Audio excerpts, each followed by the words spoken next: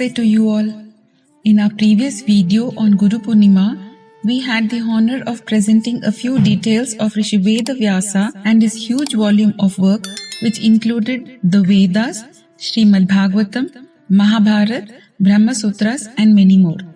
This video is a small and humble attempt by us to introduce the sacred text, the Rig Veda.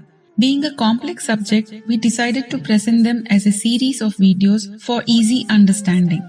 To start with, we accept that one should not fall prey to superstitious beliefs. But in a bid to eradicate superstition, do we need to stop offering prayers to God? Why do we refrain from having trust in the divine? It looks like we are losing faith in God.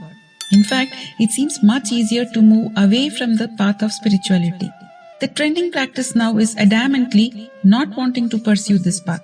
We are definitely not averse to each one's belief. With the advent of modern science, such confusing thoughts do arise. Science is definitely powerful, but all our questions can never be answered through science. In fact, in certain cases, answers to some questions may not even be true. When you're seeking answers and you're unable to find them in the field of science, then it is the right time to embark on your journey in spirituality. There is a saying, spirituality begins where science ends. Science and spirituality are totally opposite fields. Science is based on facts, research and experiments. Science believes in the principle that which we experience with our open eyes is the only truth and the rest is false. But spirituality is experienced when you close your eyes and look within. Once we look inwards and close our vision to the outer world, we realize there is another realm called Brahmanda or the cosmos. It is impossible to estimate the number of years science would take to comprehend this knowledge. So let's ask ourselves as to why then do we discard spirituality? It is futile to stand in the periphery and cast aspersions on it. Instead of rejecting it outright, why not dive into the subject and delve into it? Join us in this journey to learn about the Vedas. If you haven't subscribed to our channel yet, kindly do, so as not to miss any of the episodes in the series. Vedas are a collection of hymns and chants. There is no historical evidence of it being written, nor do we know who the composer is. Hence, it is difficult to determine the period of the Vedas. It is believed that gods revealed the Vedas to our illustrious rishis. For generations, it was handed over through word of mouth. Gurus would recite the mantras and the students had to memorize them purely by listening. This process of memorization by listening was called Shruti. This continued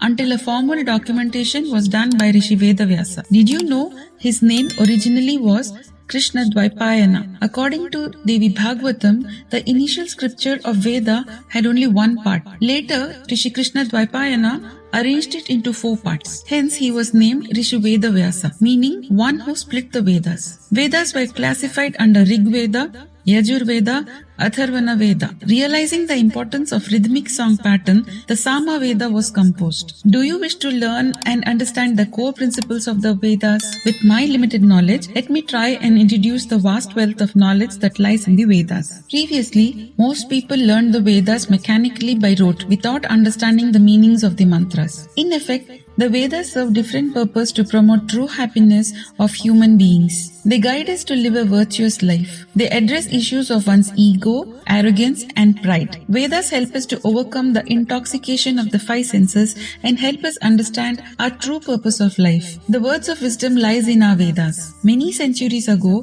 when all the existing jivas were drowning in the deep dark depth of ignorance and values were degenerated, there was an urgent need to re-establish humanity. It was then that the eternally auspicious Lord Vishnu decided to incarnate on earth in his Matsya avatar and guide everyone on the righteous path. Lord Vishnu incarnated himself in order to preserve and protect the world as well as impart knowledge. The source of knowledge are the Vedas. Learning Vedas awakens our intelligence, improves our intellect and gives us deeper meaning of our life. The word Veda is derived from the root word Vid, which means to know. Hence, Veda means knowledge. Deviating a little from the subject of Vedas, let us try and recollect the story of Lord Vishnu's incarnation as a fish in his Matsya avatar. Long ago, there lived a king Satyavrata who was an ardent devotee of Lord Vishnu. One day, while having a holy dip in the water, he found a tiny fish in his cupped palm. When he wanted to drop the fish in the waters, it requested him to give shelter for the fear of being eaten away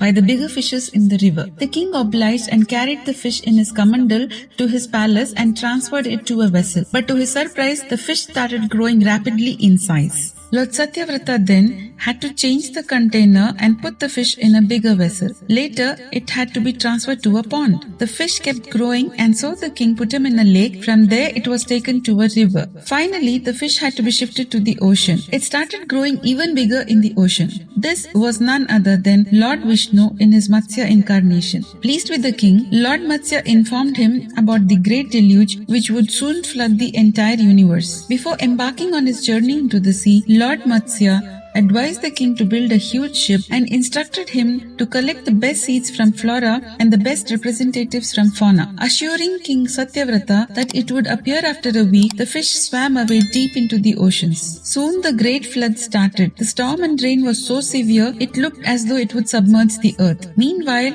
the king had gathered the Saptarishis, all the seeds of flora and all the representatives of fauna into the huge ship. Lord Matsya appeared and brought along with him the highly revered snake king Vasuki, which was to be used as a rope. The ship with all the collections of seeds, living creatures and the 7 great sages was tied to the horn of the ship with the snake Vasuki. Then Lord Matsya swam over the mighty floods, pulling the gigantic ship with all its might. Fierce gales, torrential rains and huge waves battered the ship. It is believed that even sun and moon lost their shine. It was only the luster from the halo around the 7 holy men which served as light. Lord Matsya, while pulling the ship, began to speak words of wisdom which calmed the inhabitants, and they began listening to it attentively. Once they reached Mount Himavan, all the seeds gathered in the ship were thrown on earth, and the representatives of different animal species started procreating once again. Lord Vishnu brought Omkara in his Matsya incarnation. He revealed that the whole Vedas is contained in the single sound vibration of Om. The story is symbolical to the fact that the Supreme Divine is the Omkara, and by worshipping on this sound, spiritual sages have reached the highest state of conscious realization.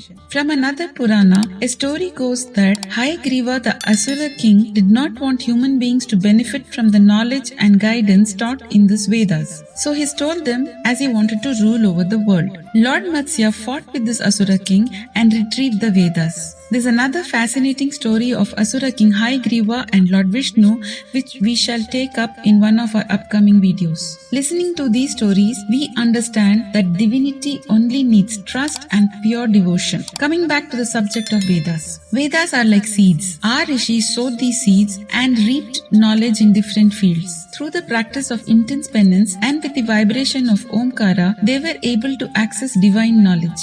Reciting of Vedas reproduced the exact sound of the universe which was present at the moment of its creation. Rishis in ancient times creatively composed the Vedas using script, sounds, rhythm and hymns. Once they understood the power of rhythm, Vedas were presented in a poetic meter known as Chandas. Rig Veda is written in different Chandas. We hope you found it interesting and knowledgeable too. For more on Vedas and the stories hidden in them, do watch our upcoming videos. Do press the like and subscribe button and the bell notification so as not to miss any of our episodes. Take good care of yourself, and we shall see you soon with lots more. Thank you for watching.